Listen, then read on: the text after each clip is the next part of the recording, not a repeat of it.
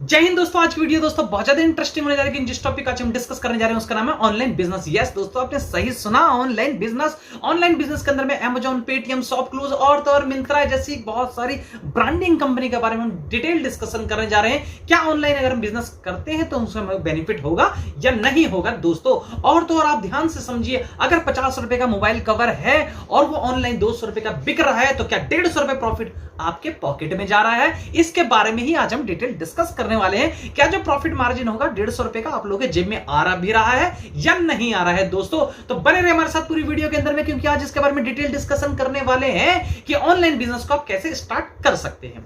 दोस्तों, अगर आप हमारे चैनल पे नए हैं, अभी तक आपने चैनल को सब्सक्राइब नहीं किया है तो फटाफट चैनल को सब्सक्राइब कर दे, बेल आइकन को दबा दे, ताकि कोई भी जीके या फिर एजुकेशन से रिलेटेड इंफॉर्मेशन हो वह टाइम टू टाइम आप लोगों तक मिलती रहे। दोस्तों, इसको समझने से पहले, बिजनेस ऑनलाइन बिजनेस को समझने से पहले ऑनलाइन बिजनेस की मार्केट को समझ लेते हैं कि मार्केट है कैसी।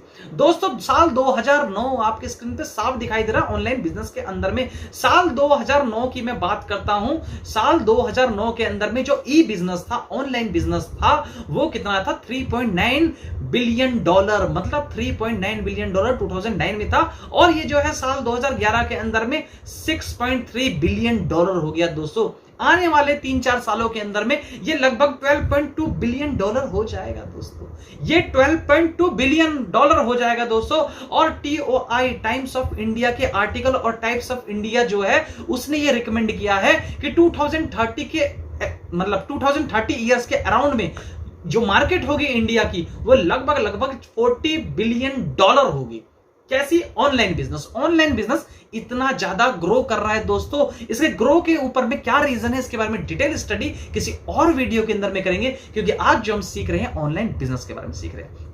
तो दोस्तों, हमको क्या सीखना है? हमको यह सीखना है कि हमने हमारी जो सेल वैल्यू निकली है, मतलब सेल वैल्यू 200 रुपए के हमने मोबाइल के कवर बेचे हैं दोस्तों। मोबाइल के कवर आप बेच रहे हैं 200 रुपए के, और जो आपकी परचेज कॉस्ट है, मतलब आपने जो खरीदा है वो खरीदा है सिर्फ 50 रुपीज का। तो क्या 50 रुपीज 150 रुपीज आप लोगों का डायरेक्ट प्रॉफिट होगा या फिर नहीं होगा? दोस्तों, आज ये कैलकुलेशन सीखना बहुत जरूरी है, तभी हमें समझ में आएगा कि ऑनलाइन बिजनेस हमारे लिए सुटेबल है भी या नहीं है हमारे प्रोडक्ट के लिए।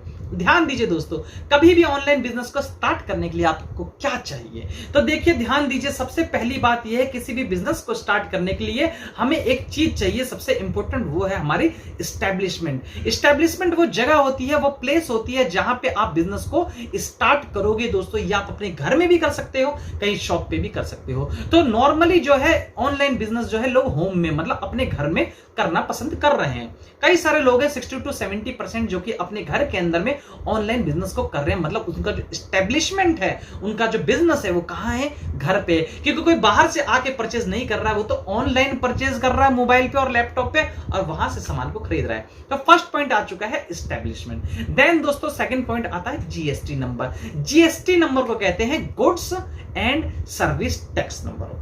दोस्तों, गुड्स, आप जो भी गुड्स या सर्विस दे रहे हो किसी को, इसके बदले आपको जीएसटी नंबर लेना पड़ता है, जो कि आप ऑनलाइन खुद भी अप्लाई कर सकते हो दोस्तों। ऑनलाइन अप्लाई कर सकते हैं आप और जीएसटी नंबर ले सकते हैं। इसकी कोई भी कॉस्टिंग नहीं होती, ये होती है फ्री ऑफ कॉस्ट, मतलब इसकी कोई कॉस्टिंग नहीं आती। लेकिन कई सारे सीए या फिर वो पर्सन जो कि इसमें डील करते हैं, वो पार्टी से 10,000 रुपए, 20,000 रुपए और 2,000 रुपए भी ले लेते हैं। 2,000 रुपए, कोई 5,000 रुपए, कोई 10,000 रुपए तक अप्रोक्स चार्ज कर लेता है दोस्तों। ये हो गया आपका second stage. Then third stage के अंदर में आपको चाहिए दोस्तों mobile number and email ID, जो कि मोस्ट इंपोर्टेंट है, क्योंकि विदाउट मोबाइल नंबर और ईमेल आईडी के ऑनलाइन बिजनेस हो ही नहीं सकता। तो आपको क्या चाहिए? Mobile number. ऑब्वियस सी बात है, इंटरनेट तो चाहिए, वाईफाई से भी हो सकता है। तो पहला हो गया एस्टेब्लिशमेंट, दूसरा हो गया GST number, then third is mobile number and your registered email ID of firm और ऑर्गेनाइजेशन, जो बिजनेस आप कर रहे हो उसका। देन नेक्स्ट, आप जिस बिजनेस में डील कर रहे हो, जैसे मैंने आपको इसके अंदर बताया मोबाइल का कवर। दोस्तों, मैंने एक वैल्यू ले ली है, मतलब एक प्रोडक्ट ले लिया है कि मोबाइल के कवर की मैं बात करता हूं। आप कुछ भी वैल्यू ले सकते हो, कोई भी आर्टिकल्स ले सकते हो या कोई भी ऐसे बिलोंगिंग्स ले सकते हो। तो हमने लिया मोबाइल के कवर को, हम सेल कर रहे हैं कितने रुपए का? 50 रुपए का खरीदा और बेच रहे हैं 200 रुपए का। कहां? ऑनलाइन पोर्टल के ऊपर में। तो कितने रुपए बचेंगे, यही जोड़ना है। तो दोस्तों, ध्यान दीजिए, आपने क्या लेना है? इसका स्टॉक। स्टॉक का मतलब वो सामान लेना है, परचेज करना है, वो स्टॉक भी आप पे क्या होना चाहिए? चाहिए अवेलेबल। आज आपने लिस्टिंग कर दी, मतलब प्रोडक्ट डाल दिया और कल ऑर्डर आ गया तो सामान कहां से दोगे भाई? तो इसलिए पहली चीज क्या आ गई? स्टॉक।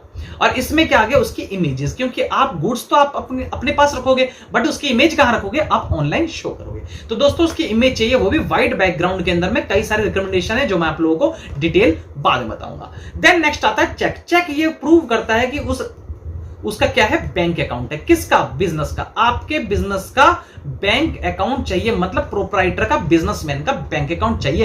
क्योंकि ऑनलाइन जब पैसा आएगा ना भाई, तो कैश नहीं आएगा, वो किस में आएगा? तो यस, बैंक में आएगा, NEFT के थ्रू या फिर RTGS के थ्रू।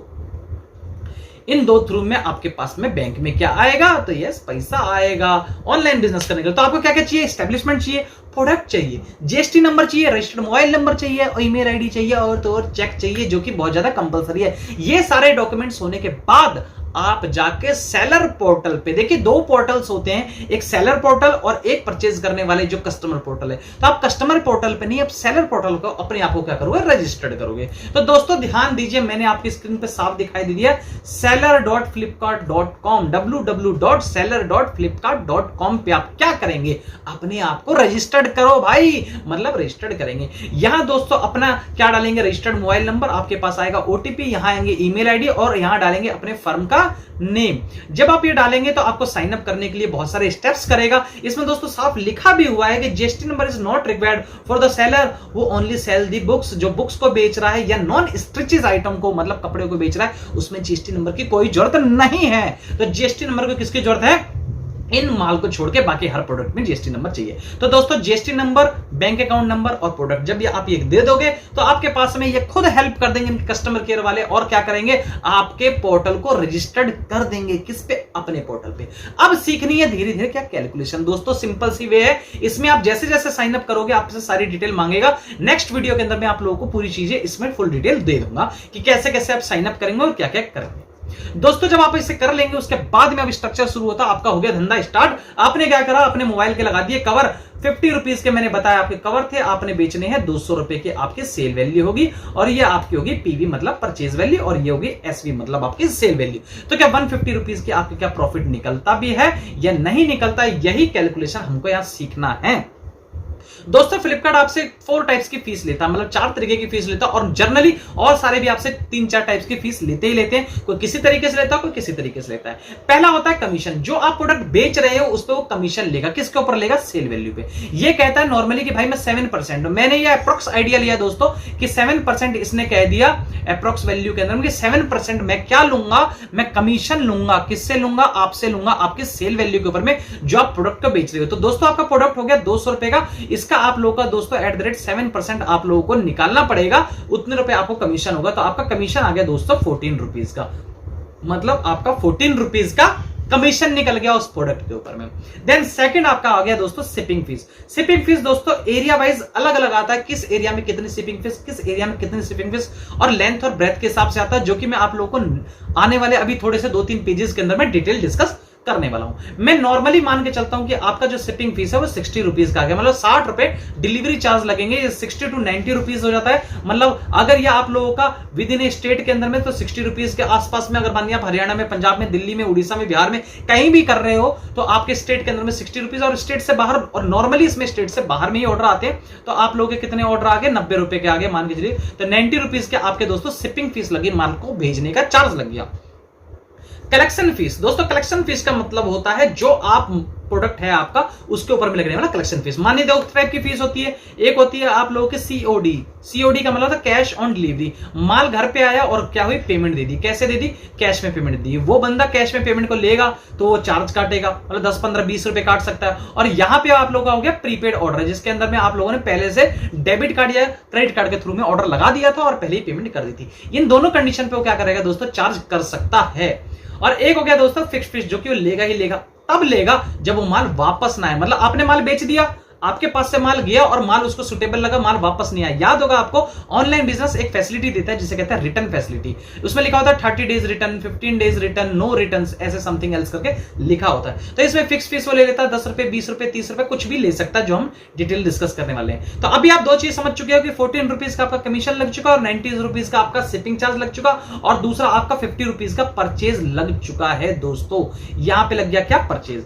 चलिए नेक्स्ट वीडियो में अब हम शिपिंग फीस जोड़ लेते हैं, जो कि बहुत इंपॉर्टेंट है कि माल को भेजने में क्या चार्ज लगता है, जो मैंने आपको बताया था इसके अंदर में, सेकंड पॉइंट के अंदर में, कि शिपिंग फीस क्या लगेगा। दोस्तों कहता है अगर आपका वजन 0 किलो से लेके 0.5 किलो मतलब हाफ केजी तक अगर होगा तो आप लोग की शिपिंग फीस क्या लगेगी दोस्तों, उसमें लगेगी 42 रुपए। लोकल एरिया में 42 रुपए, जोनल एरिया में 49 रुपए, और आप लोगों का नेशनल एरिया के अंदर में 62 रुपीज का चार्ज लगेगा। तो इसमें कैसे कैसे बांट सकते लोकल एरिया में। लोकल एरिया के अंदर में अगर मैं मान के चलिए मैं फरीदाबाद के अंदर में हूं, तो फरीदाबाद के अंदर मेरे पास में कहीं भी प्रोडक्ट के भेजूंगा तो 42 रुपए लगेंगे, और फरीदाबाद के सराउंडिंग्स अगर मैं कहीं भेजूंगा, 8-10 सिटी दे सकता है, जैसे फरीदाबाद, गाजियाबाद, दिल्ली, नोएडा, ऐसे एरिया में अगर मैं भेजता हूं, 4 to 5 सिटी के अंदर में भेजता हूं, 4 to 5 सिटी के अंदर में भेजता हूं, 5 सिटी के अंदर अगर मैं भेजता हूं तो मेरा कितना 49 रुपीज। या फिर स्टेट के अंदर भी ये कह सकता है कि पूरे हरियाणा में आपका क्या लग जाएगा, 49 लग जाएगा, और हरियाणा से अगर बाहर का ऑर्डर आता है तो मेरा 62 लगेगा। तो मैंने जनरली कितना चार्ज करा वहां पे, जनरली 90 किया, अब मैं कर देता हूं इसका 60। तो ये आ गया मेरा कितना, 50 रुपीज का परचेज,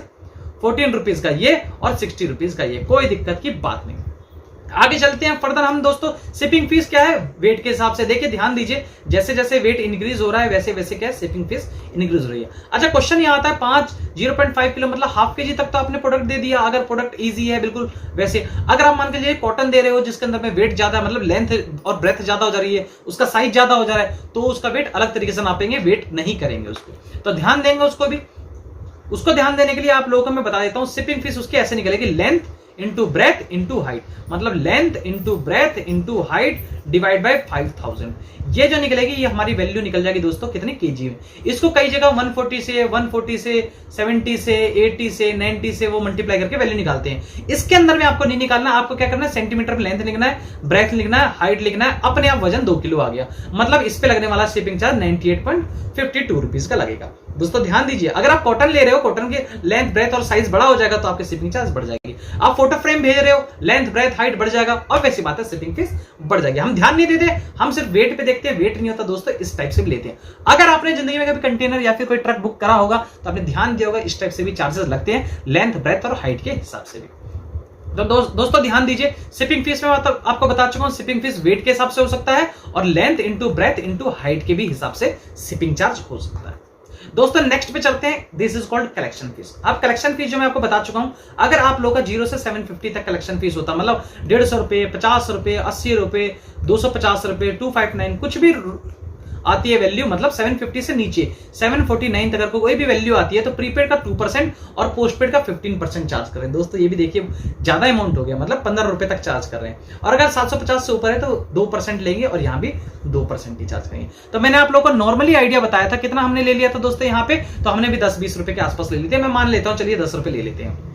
दोस्तों ये भी आ गया, कलेक्शन फीस भी 10 रुपए आ चुका। फिक्स प्राइस देख लेते हैं, फिक्स कितना लगा रहे हैं ये लोग। तो ध्यान दीजिए फिक्स्ड फीस कितनी लग रही है, तो फिक्स्ड फीस ये कहता है 0 से अगर 300 रुपए है तो लगभग 13 रुपए लगेंगे, 300 से लेकर 500 रुपए है तो 11 रुपए लगेंगे। जैसे जैसे वैल्यू है उस हिसाब से इनकी वैल्यू दे रखी है। तो फिक्स्ड फीस नॉर्मली 10 से 20 रुपए तो आप लोगों का दोस्तों है ही है, जो कि वह चार्ज कर रहा है। तो दोस्तों ध्यान दीजिए, यहाँ पे शिपिंग फीस कितनी हो चुकी है, आपकी शिपिंग फीस मैंने मान ली है 10 रुपए और कलेक्शन फीस 10 से 15 रुपए के आसपास में, जिसमें से आप कोई भी वैल्यू ले सकते हो। तो दोस्तों निकाल लेते हैं हम कि अब हम लोगों को प्रॉफिट हुआ है लॉस हुआ है। तो दोस्तों परचेज वैल्यू आती है आपकी 50 रुपीज, कोई दिक्कत की बात नहीं। देन आप लोगों का दोस्तों आता है 14 रुपीज आपका कमीशन। दोस्तों शिपिंग फीस उसने 60 रुपीज के अप्रोक्स लगा दिया, कोई बात नहीं है। कलेक्शन फीस हम 10 रुपए मान लेते हैं और फिक्स्ड फीस हम 10 रुपए मान लेते हैं। अब ये दोस्तों हमारे पास वैल्यू कितनी निकलती है पहले हम जोड़ते हैं। तो दोस्तों हम निकालेंगे 60, 70, 80, 8 5 13, 130 प्लस में 14, 144 रुपीज। ये वैल्यू आप लोगों की निकल गई दोस्तों कि 144 रुपीज।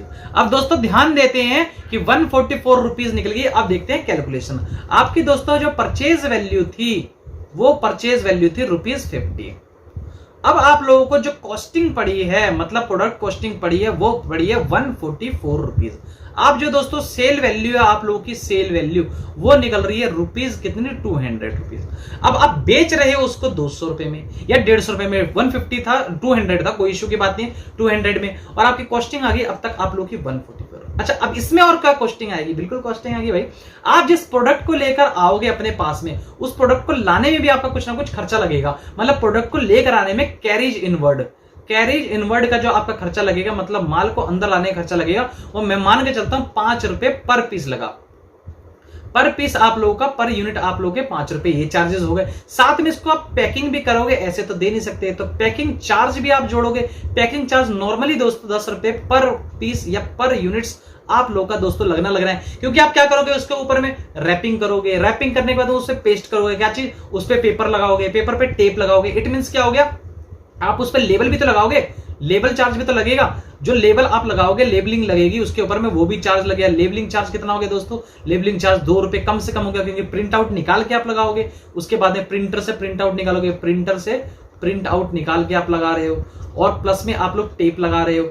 ये सारे खर्चे कितने हो गए आप लोगों के, 2 रुपए और चार्ज हो गए। उसके बाद में दोस्तों आप लोगों का जो मोस्ट इंपोर्टेंट लेबर चार्ज भी जोड़ोगे। अगर आपने कोई लड़का रख रखा है, या अगर लड़का नहीं रखते, खुद भी काम करते हो, तो आपकी तो कुछ ना कुछ सैलरी होगी। आप मान के चलो 5 रुपए आपका ये चार्ज हो गया। तो दोस्तों अब ऐड कर लेते हैं अदर चार्जेस। आप लोगों के ये होते हैं अदर चार्जेस में, कि अदर चार्जेस आप लोगों के कितने हो गए, तो 10 रुपए प्लस 5 15 रुपए, 15 5 20 रुपए, और 22 रुपए दोस्तों अदर चार्जेस में और जुड़ गए, अदर चार्जेस। तो इस कॉस्टिंग में 144 की कॉस्टिंग आप लोगों की दोस्तों आ ही चुकी है, और 144 की कॉस्टिंग के अंदर में 22 रुपीज और जुड़ गया, तो 166 रुपीज का दोस्तों आप लोगों की टोटल कॉस्टिंग पड़ी कितनी, 166। इसका मतलब 50 रुपए का दोस्तों जो आपका प्रोडक्ट था, जो आपने परचेज किया था, अगर आप उसको 166 रुपीज से कम का बेचते हो तो आपको दोस्तों लॉस होगा। और इस पॉइंट पे ब्रेक इवन पॉइंट कहते हैं, ये वो पॉइंट है यहाँ पे नो लॉस और नो प्रॉफिट का सौदा है दोस्तों। मतलब ना तो आपको प्रॉफिट हो रहा है और ना ही लॉस हो रहा है। अच्छा दोस्तों, इसमें लॉस होगा आपको, अब ध्यान दीजिए कैसे लोग उसका 10 रुपए आपको और लॉस होने वाला है। क्यों लॉस होने वाला है, क्यों लॉस होने वाला है 10 रुपए, बिल्कुल होगा भाई, बिल्कुल समझो। ध्यान दीजिए आप स्क्रीन पे, यहाँ पे आपका 166 रुपीज के प्रोडक्ट जो थे, आपने यूनिट्स को, नेक्स्ट फर्दर पे आते हैं, आपने 166 रुपीज की आपकी चीज होगी, आपने यहां से 20 प्रोडक्ट भेज दिए, कोई दिक्कत की बात नहीं, मतलब 20 यूनिट्स भेज दिए। तो 20 यूनिट्स भेज दिए, इसमें से 5 यूनिट्स जो है आप लोग के दोस्तों आगे वापस, मतलब इसे कहेंगे रिटर्न। अगर 5 यूनिट रिटर्न आ जाते हैं तो इस पे लगने वाली labour charge, packing charge and other charges दोस्तों सारे खराब हो गए। पैकिंग वगैरह सब कुछ लेके 20 रुपए पर पीस आप लोगों का और लॉस हो गया। मतलब क्या चाहिए, 20 रुपए इंटू 5, 100 रुपए का आपका दोस्तों और लॉस क्रिएट हो जाएगा। मतलब हर पीस पे 20 रुपए का लॉस। अगर ये 166 रुपए होगा, अगर ये वापस माल आ जाता है तो 20 रुपए का और लॉस होता है। इसका मतलब दोस्तों 186 रुपए का आपका टोटल कॉस्टिंग पड़ती है। तो इसका मतलब आप लोगों का दोस्तों प्रॉफिट कितना निकल गया, तो अगर आप कहोगे तो सर प्रॉफिट आ गया 200 माइनस में 186, it is imply 14 rupees per piece. तो दोस्तों अगर आपने 1000 पीस बेचा है, मतलब 1000 पीसेस बेचा है, तो आपको 14,000 रुपीज का निकलेगा प्रॉफिट। दोस्तों बहुत सारे लोग इस चीज को ध्यान नहीं देते हैं, इसलिए इस बिजनेस के अंदर में उनको हो जाता है लॉस। दोस्तों आई होप आप वीडियो को पूरी तरीके से समझ रहे होंगे और कई सारी चीजें समझ रहे होंगे। हमें ये लगता है कि 50 रुपए का आइटम है, 200 रुपए का बिक रहा है, 150 रुपए खा रहा है भाई, ऐसा नहीं है दोस्तों। करके देखे बिना बिजनेस हमें समझ में नहीं आता कि प्रॉफिट हुआ है एक्चुअली या लॉस हुआ है। तो किसी भी बिजनेस को करने से पहले आप पहले क्या करें, उसके बारे में ब्रीफ कैलकुलेशन करें और ब्रीफ स्टडी करें, देन बिजनेस को स्टार्ट करें। दोस्तों आने वाली बहुत सारी वीडियो के अंदर में हम इसके बारे में, इस कंपनीज के बारे में और ऐसे ऑनलाइन बिजनेस के बारे में पूरी डिटेल डिस्कस करने वाले हैं दोस्तों। और आप हमारे साथ पूरी वीडियो में बने रहे, इसके लिए आप लोगों का तहे दिल से बहुत बहुत धन्यवाद। जय हिंद, जय भारत।